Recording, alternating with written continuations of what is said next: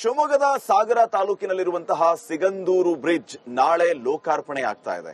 ದೇಶದ ಎರಡನೇ ಅತಿ ಉದ್ದದ ಕೇಬಲ್ ಬ್ರಿಡ್ಜ್ ಇದಾಗಿದೆ. ಬರೋಬ್ಬರಿ 473 ಕೋಟಿ ರೂಪಾಯಿ ವೆಚ್ಚದಲ್ಲಿ ನಿರ್ಮಾಣ ಆಗಿರುವಂತಹ ಈ ಸೇತುವೆಯನ್ನ ನಾಳೆ ಕೇಂದ್ರ ಸಚಿವ ನಿತಿನ್ ಗಡ್ಕರಿ ಅವರು ಲೋಕಾರ್ಪಣೆ ಮಾಡಲಿಕ್ಕಿದ್ದಾರೆ. ಆ ಸೇತುವೆ ಲೋಕಾರ್ಪಣೆಗೆ ನೋಡಬಹುದು ನೀವು. ಇಡೀ ಈ ಸೇತುವೆಯನ್ನ ಈ ಕೆಳಭಾಗದಿಂದ ತೋರಿಸ್ತಾ ಹೋಗ್ತೇನೆ. ಅತಿ ಸುಂದರವಾಗಿ ದ್ವೀಪಗಳ ಮಧ್ಯೆ ಶರಾವತಿ ಹಿನ್ನೀರು ಭಾಗದಲ್ಲಿ ನಿರ್ಮಿಸಿರುವಂತ ಸೇತುವೆ ಇದಾಗಿದೆ. ಸುಮಾರು 473 ಕೋಟಿ ರು ವೆಚ್ಚದಲ್ಲಿ ಈ ಸೇತುವೆಯನ್ನ ನಿರ್ಮಿಸಿರುವಂತದ್ದು. 2.4 ಕಿಲೋಮೀಟರ್ ಉದ್ದದ ಸೇತುವೆ ಇದಾಗಿದೆ. ಜೊತೆಗೆ 16 ಮೀಟರ್ ಅಗಲವನ್ನ ಹೊಂದಿರುವಂತದ್ದು. ಜೊತೆಗೆ 1.5 ಮೀಟರ್ನಷ್ಟು ಎರಡು ಸೈಡ್ ನಲ್ಲಿ ಜನರಿಗೆ ಓಡಾಡಲಿಕ್ಕೆ ಫುಟ್ಪಾತ್ ಗಳನ್ನ ನಿರ್ಮಾಣ ಮಾಡಲಾಗಿದೆ. ಅತ್ಯಾಧುನಿಕ ತಂತ್ರಜ್ಞಾನಗಳನ್ನ ಬಳಸಿಕೊಂಡು ಈ ಹಿನ್ನೀರಿನಲ್ಲಿ ಈ ಅದ್ಭುತ ಸೇತುವೆಯನ್ನ ನಿರ್ಮಾಣ ಮಾಡಿರುವಂತದ್ದು. 2019ರಲ್ಲಿ ಈ ಸೇತುವೆಯ ಶಂಕುಸ್ಥಾಪನೆ ಆಗುತ್ತೆ. ಅದಾದ ನಂತರದಲ್ಲಿ ಕೊರೋನಾ ಬಂದ ನಂತರದಲ್ಲಿ 2 ವರ್ಷಗಳ ಕಾಲ ಈ ಕಾಮಗಾರಿ ಸ್ಥಗಿತಗೊಂಡಿರುವಂತದ್ದು. ಅದಾಂತರದಲ್ಲಿ ಮತ್ತೆ ಕಾಮಗಾರಿಯ ವೇಗವನ್ನ ಪಡೆದುಕೊಂಡು ವಿಮಾನಕ್ಕೆ ರಿಪಬ್ಲಿಕ್ ಕನ್ನಡ ಶಿವಮೊಗ್ಗದ ಸಾಗರ ತಾಲೂಕಿನಲ್ಲಿರುವಂತಹ ಸಿಗಂದೂರು ಬ್ರಿಡ್ಜ್ ನಾಳೆ ಲೋಕಾರ್ಪಣೆ ಆಗ್ತಾ ಇದೆ. ದೇಶದ ಎರಡನೇ ಅತಿ ಉದ್ದದ ಕೇಬಲ್ ಬ್ರಿಡ್ಜ್ ಇದಾಗಿದೆ. ಬರೋಬ್ಬರಿ 473 ಕೋಟಿ ರೂಪಾಯಿ ವೆಚ್ಚದಲ್ಲಿ ನಿರ್ಮಾಣ ಆಗಿರುವಂತಹ ಈ ಸೇತುವೆಯನ್ನ ನಾಳೆ ಕೇಂದ್ರ ಸಚಿವ ನಿತಿನ್ ಗಡ್ಕರಿ ಅವರು ಲೋಕಾರ್ಪಣೆ ಮಾಡಲಿಕ್ಕಿದ್ದಾರೆ. ಆ ಸೇತುವೆ ಲೋಕಾರ್ಪಣೆಗೆ ನೋಡಬಹುದು ನೀವು. ಇಡೀ ಈ ಸೇತುವೆಯನ್ನ ಈ ಕೆಳಭಾಗದಿಂದ ತೋರಿಸ್ತಾ ಹೋಗ್ತೇನೆ. ಅತಿ ಸುಂದರವಾಗಿ ದ್ವೀಪಗಳ ಮಧ್ಯೆ ಶರಾವತಿ ಹಿನ್ನೀರು ಭಾಗದಲ್ಲಿ ನಿರ್ಮಿಸಿರುವಂತ ಸೇತುವೆ ಇದಾಗಿದೆ. ಸುಮಾರು 473 ಕೋಟಿ ರು ವೆಚ್ಚದಲ್ಲಿ ಈ ಸೇತುವೆಯನ್ನ ನಿರ್ಮಿಸಿರುವಂತದ್ದು. 2.4 ಕಿಲೋಮೀಟರ್ ಉದ್ದದ ಸೇತುವೆ ಇದಾಗಿದೆ. ಜೊತೆಗೆ 16 ಮೀಟರ್ ಅಗಲವನ್ನ ಹೊಂದಿರುವಂತದ್ದು. ಜೊತೆಗೆ 1.5 ಮೀಟರ್ನಷ್ಟು ಎರಡು ಸೈಡ್ ನಲ್ಲಿ ಜನರಿಗೆ ಓಡಾಡಲಿಕ್ಕೆ ಫುಟ್ಪಾತ್ ಗಳನ್ನ ನಿರ್ಮಾಣ ಮಾಡಲಾಗಿದೆ.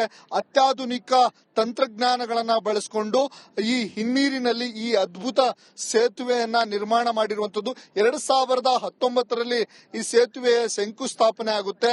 ಅದಾದ ನಂತರದಲ್ಲಿ ಕೊರೋನಾ ಬಂದ ನಂತರದಲ್ಲಿ 2 ವರ್ಷಗಳ ಕಾಲ ಈ ಕಾಮಗಾರಿ ಸ್ಥಗಿತಗೊಂಡಿರುವಂತದ್ದು.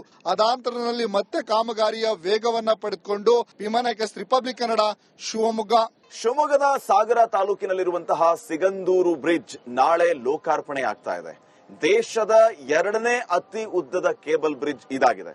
ಬರೋಬ್ಬರಿ 473 ಕೋಟಿ ರೂಪಾಯಿ ವೆಚ್ಚದಲ್ಲಿ ನಿರ್ಮಾಣ ಆಗಿರುವಂತಹ ಈ ಸೇತುವೆಯನ್ನ ನಾಳೆ ಕೇಂದ್ರ ಸಚಿವ ನಿತಿನ್ ಗಡ್ಕರಿ ಅವರು ಲೋಕಾರ್ಪಣೆ ಮಾಡಲಿಕ್ಕಿದ್ದಾರೆ. ಆ ಸೇತುವೆ ಲೋಕಾರ್ಪಣೆಗೆ ನೋಡಬಹುದು ನೀವು. ಇಡೀ ಈ ಸೇತುವೆಯನ್ನ ಈ ಕೆಳಭಾಗದಿಂದ ತೋರಿಸ್ತಾ ಹೋಗ್ತೇನೆ. ಅತಿ ಸುಂದರವಾಗಿ ದ್ವೀಪಗಳ ಮಧ್ಯೆ ಶರಾವತಿ ಹಿನ್ನೀರು ಭಾಗದಲ್ಲಿ ನಿರ್ಮಿಸಿರುವಂತ ಸೇತುವೆ ಇದಾಗಿದೆ. ಸುಮಾರು 473 ಕೋಟಿ ರು ವೆಚ್ಚದಲ್ಲಿ ಈ ಸೇತುವೆಯನ್ನ ನಿರ್ಮಿಸಿರುವಂತದ್ದು. 2.4 ಕಿಲೋಮೀಟರ್ ಉದ್ದದ ಸೇತುವೆ ಇದಾಗಿದೆ. ಜೊತೆಗೆ 16 ಮೀಟರ್ ಅಗಲವನ್ನ ಹೊಂದಿರುವಂತದ್ದು. ಜೊತೆಗೆ 1.5 ಮೀಟರ್ನಷ್ಟು ಎರಡು ಸೈಡ್ ನಲ್ಲಿ ಜನರಿಗೆ ಓಡಾಡಲಿಕ್ಕೆ ಫುಟ್ಪಾತ್ ಗಳನ್ನ ನಿರ್ಮಾಣ ಮಾಡಲಾಗಿದೆ. ಅತ್ಯಾಧುನಿಕ ತಂತ್ರಜ್ಞಾನಗಳನ್ನ ಬಳಸಿಕೊಂಡು ಈ ಹಿನ್ನೀರಿನಲ್ಲಿ ಈ ಅದ್ಭುತ ಸೇತುವೆಯನ್ನ ನಿರ್ಮಾಣ ಮಾಡಿರುವಂತದ್ದು. 2019ರಲ್ಲಿ ಈ ಸೇತುವೆಯ ಶಂಕುಸ್ಥಾಪನೆ ಆಗುತ್ತೆ. ಅದಾದ ನಂತರದಲ್ಲಿ ಕೊರೋನಾ ಬಂದ ನಂತರದಲ್ಲಿ 2 ವರ್ಷಗಳ ಕಾಲ ಈ ಕಾಮಗಾರಿ ಸ್ಥಗಿತಗೊಂಡಿರುವಂತದ್ದು.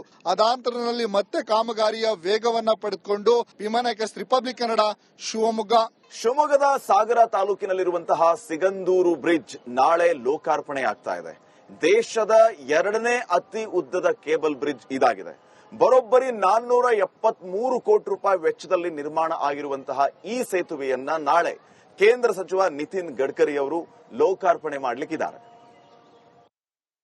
ಆ ಸೇತುವೆ ಲೋಕಾರ್ಪಣೆಗೆ ನೋಡಬಹುದು ನೀವು. ಇಡೀ ಈ ಸೇತುವೆಯನ್ನ ಈ ಕೆಳಭಾಗದಿಂದ ತೋರಿಸ್ತಾ ಹೋಗ್ತೇನೆ. ಅತಿ ಸುಂದರವಾಗಿ ದ್ವೀಪಗಳ ಮಧ್ಯೆ ಶರಾವತಿ ಹಿನ್ನೀರು ಭಾಗದಲ್ಲಿ ನಿರ್ಮಿಸಿರುವಂತ ಸೇತುವೆ ಇದಾಗಿದೆ. ಸುಮಾರು 473 ಕೋಟಿ ರು ವೆಚ್ಚದಲ್ಲಿ ಈ ಸೇತುವೆಯನ್ನ ನಿರ್ಮಿಸಿರುವಂತದ್ದು. 2.4 ಕಿಲೋಮೀಟರ್ ಉದ್ದದ ಸೇತುವೆ ಇದಾಗಿದೆ. ಜೊತೆಗೆ 16 ಮೀಟರ್ ಅಗಲವನ್ನ ಹೊಂದಿರುವಂತದ್ದು. ಜೊತೆಗೆ 1.5 ಮೀಟರ್ನಷ್ಟು ಎರಡೂ ಸೈಡ್ ನಲ್ಲಿ ಜನರಿಗೆ ಓಡಾಡಲಿಕ್ಕೆ ಫುಟ್ಪಾತ್ ಗಳನ್ನ ನಿರ್ಮಾಣ ಮಾಡಲಾಗಿದೆ. ಅತ್ಯಾಧುನಿಕ ತಂತ್ರಜ್ಞಾನಗಳನ್ನ ಬಳಸಿಕೊಂಡು ಈ ಹಿನ್ನೀರಿನಲ್ಲಿ ಈ ಅದ್ಭುತ ಸೇತುವೆಯನ್ನ ನಿರ್ಮಾಣ ಮಾಡಿರುವಂತದ್ದು. 2019ರಲ್ಲಿ ಈ ಸೇತುವೆಯ ಶಂಕುಸ್ಥಾಪನೆ ಆಗುತ್ತೆ. ಅದಾದ ನಂತರದಲ್ಲಿ ಕೊರೋನಾ ಬಂದ ನಂತರದಲ್ಲಿ 2 ವರ್ಷಗಳ ಕಾಲ ಈ ಕಾಮಗಾರಿ ಸ್ಥಗಿತಗೊಂಡಿರುವಂತದ್ದು. ಅದಾಂತರದಲ್ಲಿ ಮತ್ತೆ ಕಾಮಗಾರಿಯ ವೇಗವನ್ನ ಪಡೆದುಕೊಂಡು ವಿಮಾನಕ್ಕೆ ರಿಪಬ್ಲಿಕ್ ಕನ್ನಡ, ಶಿವಮೊಗ್ಗದ ಸಾಗರ ತಾಲೂಕಿನಲ್ಲಿರುವಂತಹ ಸಿಗಂದೂರು ಬ್ರಿಡ್ಜ್ ನಾಳೆ ಲೋಕಾರ್ಪಣೆ ಆಗ್ತಾ ಇದೆ. ದೇಶದ 2ನೇ ಅತಿ ಉದ್ದದ ಕೇಬಲ್ ಬ್ರಿಡ್ಜ್ ಇದಾಗಿದೆ. ಬರೋಬ್ಬರಿ 473 ಕೋಟಿ ರೂಪಾಯಿ ವೆಚ್ಚದಲ್ಲಿ ನಿರ್ಮಾಣ ಆಗಿರುವಂತಹ ಈ ಸೇತುವೆಯನ್ನ ನಾಳೆ ಕೇಂದ್ರ ಸಚಿವ ನಿತಿನ್ ಗಡ್ಕರಿ ಅವರು ಲೋಕಾರ್ಪಣೆ ಮಾಡಲಿಕ್ಕಿದ್ದಾರೆ. ಆ ಸೇತುವೆ ಲೋಕಾರ್ಪಣೆಗೆ ನೋಡಬಹುದು ನೀವು. ಇಡೀ ಈ ಸೇತುವೆಯನ್ನ ಈ ಕೆಳಭಾಗದಿಂದ ತೋರಿಸ್ತಾ ಹೋಗ್ತೇನೆ. ಅತಿ ಸುಂದರವಾಗಿ ದ್ವೀಪಗಳ ಮಧ್ಯೆ ಶರಾವತಿ ಹಿನ್ನೀರು ಭಾಗದಲ್ಲಿ ನಿರ್ಮಿಸಿರುವಂತ ಸೇತುವೆ ಇದಾಗಿದೆ. ಸುಮಾರು 473 ಕೋಟಿ ರು ವೆಚ್ಚದಲ್ಲಿ ಈ ಸೇತುವೆಯನ್ನ ನಿರ್ಮಿಸಿರುವಂತದ್ದು. 2.4 ಕಿಲೋಮೀಟರ್ ಉದ್ದದ ಸೇತುವೆ ಇದಾಗಿದೆ. ಜೊತೆಗೆ 16 ಮೀಟರ್ ಅಗಲವನ್ನ ಹೊಂದಿರುವಂತದ್ದು. ಜೊತೆಗೆ 1.5 ಮೀಟರ್ನಷ್ಟು ಎರಡೂ ಸೈಡ್ ನಲ್ಲಿ ಜನರಿಗೆ ಓಡಾಡಲಿಕ್ಕೆ ಫುಟ್ಪಾತ್ ಗಳನ್ನ ನಿರ್ಮಾಣ ಮಾಡಲಾಗಿದೆ. ಅತ್ಯಾಧುನಿಕ ತಂತ್ರಜ್ಞಾನಗಳನ್ನ ಬಳಸಿಕೊಂಡು ಈ ಹಿನ್ನೀರಿನಲ್ಲಿ ಈ ಅದ್ಭುತ ಸೇತುವೆಯನ್ನ ನಿರ್ಮಾಣ ಮಾಡಿರುವಂತದ್ದು. 2019ರಲ್ಲಿ ಈ ಸೇತುವೆಯ ಶಂಕುಸ್ಥಾಪನೆ ಆಗುತ್ತೆ. ಅದಾದ ನಂತರದಲ್ಲಿ ಕೊರೋನಾ ಬಂದ ನಂತರದಲ್ಲಿ 2 ವರ್ಷಗಳ ಕಾಲ ಈ ಕಾಮಗಾರಿ ಸ್ಥಗಿತಗೊಂಡಿರುವಂತದ್ದು. ಅದಾಂತರದಲ್ಲಿ ಮತ್ತೆ ಕಾಮಗಾರಿಯ ವೇಗವನ್ನ ಪಡೆದುಕೊಂಡು ವಿಮಾನಕ್ಕೆ ರಿಪಬ್ಲಿಕ್ ಕನ್ನಡ, ಶಿವಮೊಗ್ಗದ ಸಾಗರ ತಾಲೂಕಿನಲ್ಲಿರುವಂತಹ ಸಿಗಂದೂರು ಬ್ರಿಡ್ಜ್ ನಾಳೆ ಲೋಕಾರ್ಪಣೆ ಆಗ್ತಾ ಇದೆ. ದೇಶದ 2ನೇ ಅತಿ ಉದ್ದದ ಕೇಬಲ್ ಬ್ರಿಡ್ಜ್ ಇದಾಗಿದೆ.